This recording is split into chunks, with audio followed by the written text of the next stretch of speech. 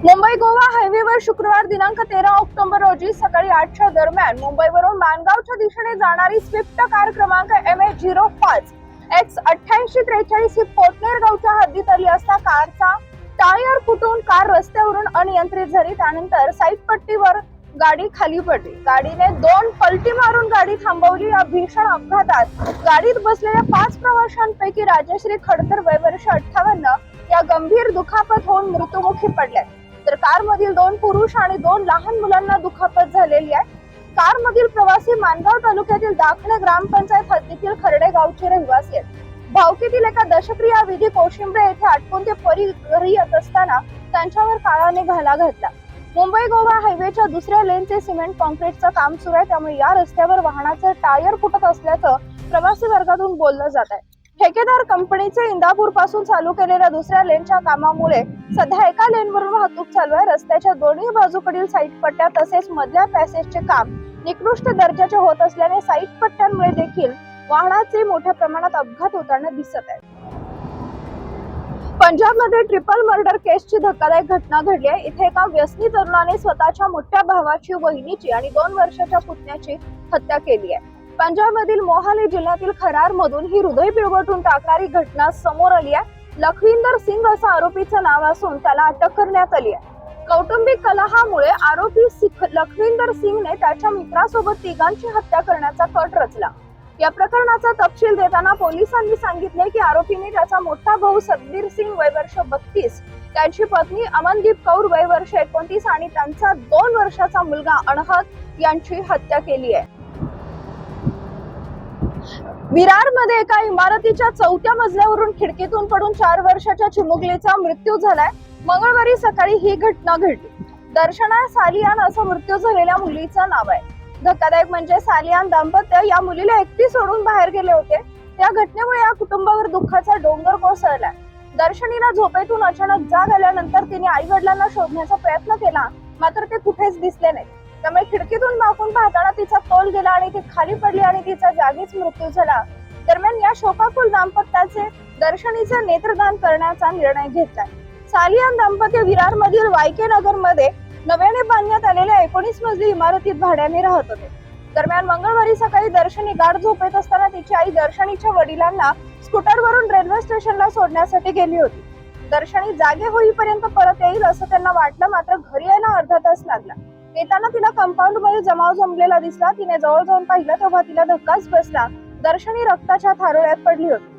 त्यानंतर दर्शनीला रुग्णालयात दाखल केलं, मात्र डॉक्टरांनी तिला मृत घोषित केलं।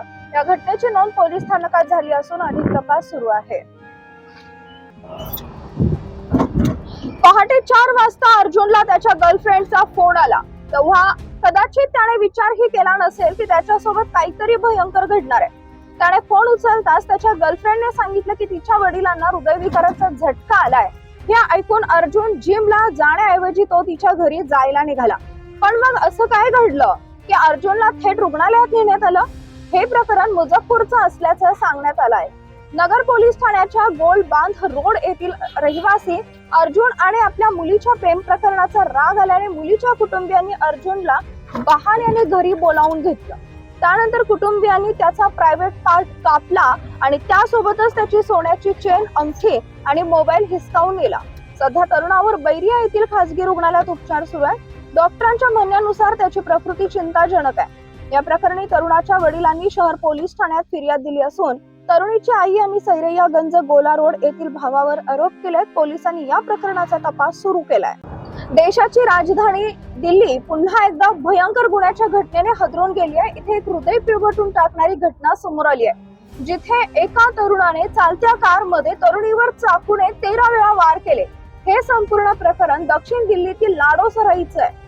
पीडित तरुणी सकाळी कॅब बुक केल्यानंतर मुलाखत देण्यासाठी जात होती। त्यानंतर अचानक तरुणाने जबरदस्तीने कारमध्ये घुसून तरुणीवर चाकूने हल्ला करण्यास सुरुवात केली, मात्र कॅब चालक आणि स्थानिक लोकांनी मिळून आरोपी तरुणाला पकडून पोलिसांच्या ताब्यात दिले।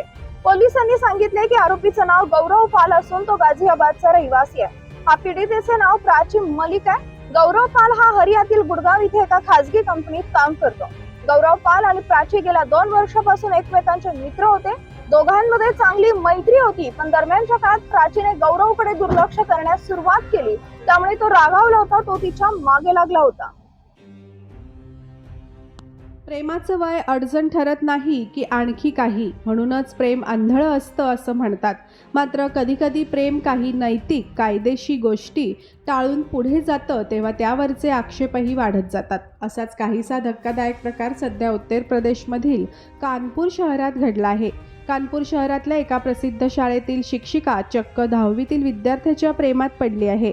मात्र या मुलाच्या पित्याने ज्या प्रकारची तक्रार पोलीस अधीक्षकांकडे केली आहे, त्यानुसार शिक्षिकेच्या अडचणी वाढल्याची शक्यता आहे. शिक्षिका या विद्यार्थ्याला शारीरिक संबंध ठेवण्यासाठी प्रवृत्त करत असल्याचा आरोप करण्यात आला आहे. तसेच अश्लील चॅटिंग करत असून धर्मपरिवर्तन करण्यासाठीही दबाव आणत आहे, असे विद्यार्थ्याच्या पित्याने सहाय्यक अधीक्षकांकडे सांगितले आहे. संबंधित पोलीस स्थानकाला प्रकरणाचा तपास करण्याचे आदेश यांनी दिलेले आहेत. वास्तविक हे सर्व प्रकरण कानपूर शहरातल्या कैंट पोलीस स्थानकाच्या अखत्यारीत येणाऱ्या शाळेतील आहे. उन्नावमधील एका व्यक्तीने ASP ब्रुजनारायण सिंग यांना पत्र पाठवून याबाबत तक्रार केली आहे. या पत्रात असं म्हटलंय की त्यांचा 10वीमध्ये शिकत असलेला मुलगा त्याच्या शाळेतील एका शिक्षिका याच्यासोबत रात्रभर मोबाईलवर चॅटिंग करतो. तसेच शारीरिक संबंध ठेवण्यासाठी त्याची शिक्षिका त्याच्यावर दबाव आणत आहे आणि तिचा पती आणि भाऊ हे तिघे मिळून आपल्या मुलाला धर्मपरिवर्तन करण्यासाठी दबाव आणत असल्याचा आरोप त्यांनी केला आहे. दरम्यान या व्यक्तीचे आपल्या मुलाचे आणि शिक्षिकेच्या चॅटिंगचे स्क्रीनशॉट सुद्धा त्यांनी पाठवले आहेत. लहान भावाला दुकानावर वस्तू घेण्यासाठी पाठवून जळगाव शहरातील विठ्ठलपेठ परिसरात राहणाऱ्या 17 वर्षीय अल्पवयीन मुलीने राहत्या घरात गळफास घेऊन आत्महत्या केल्याची घटना आज शुक्रवारी दिनांक 13 ऑक्टोबर रोजी दुपारी 2:30 वाजता समोर आली आहे. ट्विंकल उर्फ पूजा सुरेश चौधरी वय वर्ष 17 असे आत्महत्या केलेल्या अल्पवयीन मुलीचे नाव आहे.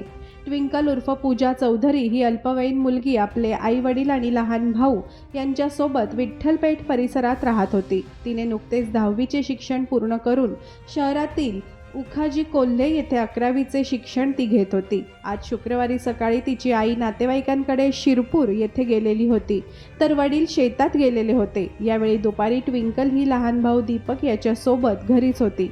दुपारी 2:30 वाजता लहान भावाला दुकानावर काही वस्तू घेण्यासाठी पाठवले आणि त्यानंतर तिने घरात गळफास घेऊन आत्महत्या केली. थोड्या वेळाने लहान भाऊ दीपक घरी आल्यावर बहिणीने गळफास घेतल्याचे त्याच्या निदर्शनास आले आणि त्याला धक्का बसला.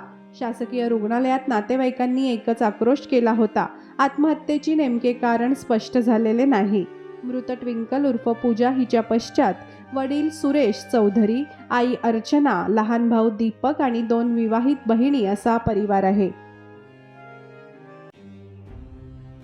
नाशिक पुन्हा एकदा खुनाच्या घटनेने हादरले असून शहरातील पंचवटी परिसरात असलेल्या मखमलाबाद येथे कुसुमाग्रज उद्यानाजवळ एका युवकावर पूर्व वैमनस्यातून टोळक्याने चाकू हल्ला केला.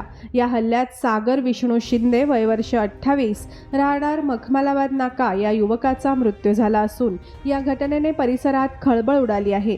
याबाबत मिळालेली अधिक माहिती अशी की सागर विष्णू शिंदे याचे याच परिसरात राहणाऱ्या केदार साहेबराव इंगळे याच्याशी वाद होते. शुक्रवारी दुपारी मयत सागर शिंदे आणि त्याचा मित्र आकाश इंगळे, योगेश वाघ हे याच परिसरातील एका बंद गोडाऊनजवळ बसून मद्यपान करत होते. ही माहिती केदार साहेबराव इंगळे यास समजताच इंगळे याने ऋषिकेश आहेर आणि अन्य काही मित्रांसह गोडाऊनजवळ धाव घेतली. यावेळी सागर शिंदे आणि इंगळे यांच्यात बाचाबाची होऊन सागरवर चाकू हल्ला करून हल्लेखोर पसार झाले. दरम्यान मयत सागर शिंदे याचे मारकरी केदार इंगळे यांच्या वडिलांशी त्यांचा वाद होता. या वादात सागर शिंदे यांनी केदार इंगळेच्या वडिलांनाही मारहाण केल्याची माहिती सूत्रांनी दिली आहे. वडिलांना मारहाण केल्याचा राग मनात धरून केदार इंगळे आणि त्याचे इतर अन्य साथीदारांनी सागर शिंदे याच्यावर सशस्त्र हल्ला केला. या हल्ल्यात सागर शिंदेच्या मानेवर आणि तोंडावर वार करण्यात आले. वर्मी घाव लागल्यामुळे सागर शिंदे याचा जागीच मृत्यू झाला. तसेच सागर शिंदे यांच्या गाडीची देखील तोडफोड मारेकऱ्यांनी केलेली आहे. एकीकडे देशाचा अमृत महोत्सव साजरा केला जात आहे, मात्र आजही अनेक गावखेड्यांमध्ये मूलभूत सुविधा नाही आहेत. गडचिरोली जिल्ह्यातील दुर्गम भाग असलेल्या भामरागड तालुक्यात हीच स्थिती असल्याने आदिवासींचे मोठे हाल होत आहेत. नदी नाल्यावर पूल नसल्यामुळे तुडुंब भरलेल्या नदीतून जीव धोक्यात टाकून त्यांना प्रवास करावा लागत आहे. एवढेच नाही तर गावातील एका इसमाचा मृत्यू झाल्यानंतर त्याचा मृतदेह गावकऱ्यांनी चक्क खाटेवर आणावा लागला आहे. या घटनेचा व्हिडिओ समोर आला असून गुंडेनूर नदीवर पूल नसल्याने गावात रुग्णवाहिका जाऊ न शकली आणि मृतदेह चक्क खाटेवर घेऊन जाताना दिसतंय. अतिदुर्गम, आदिवासी बहुल व नक्षलग्रस्त म्हणून भामरागड तालुक्याची ओळख आहे. लाहेरी येथील प्राथमिक आरोग्य केंद्र म्हणजे तालुक्यातीलच नव्हे तर राज्याच्या शेवटच्या टोकावर असलेले प्राथमिक आरोग्य केंद्र म्हणून ओळखले जाते. लाहेरी परिसरातीलच नव्हे तर छत्तीसगड राज्यातील रुग्णसुद्धा याच प्राथमिक आरोग्य केंद्रात उपचारासाठी येत असतात. मात्र लाहेरीवरून 3 ते 4 किलोमीटर अंतरावर असलेल्या गुंडेनूर ताल्यावर मूल नसल्यामुळे गुंडेनूर परिसरातील आदिवासींना पावसाळ्यात या नाल्यातून जीवघेणा जलप्रवास करावा लागतो. गुंडेनूर नलीपलीकडे कुवाकोडी, दामनमरका, फोदेवाडा, बिनागुंडा, पोंगासूर, पेरमलभट्टी, गुंडेनूर आदी गावांचा समावेश आहे. पावसाळ्यात यासह आदी गावातील नागरिकांना हाल अपेष्टा सहन कराव्या लागत आहे. नागपूरच्या MIDC पोलीस ठाण्याअंतर्गत असलेल्या डिगडोह येथील राजगृह परिसरात राहणाऱ्या एका महिलेने राहत्या घरी गळफास घेऊन आत्महत्या केल्याची दुर्दैवी घटना घडली आहे. मृतक महिलेचे नाव संगीता युवराज गुंडारे असल्याचे सांगण्यात येत आहे. आर्थिक विवंचनेला कंटाळून या महिलेने आत्महत्या केल्याची चर्चा आहे. सध्या पोलिसांनी आकस्मिक मृत्यूची नोंद करून पुढील तपास सुरू केला आहे. याबाबत पोलिसांकडून मिळालेली माहिती की डिगडोह येथील मृतक महिलेच्या पती युवराज गुंडारे यांचा 3 महिन्यांपूर्वी एका आजाराने मृत्यू झाला होता. संगीता ही सासू आणि मुलांसोबत राहत होती.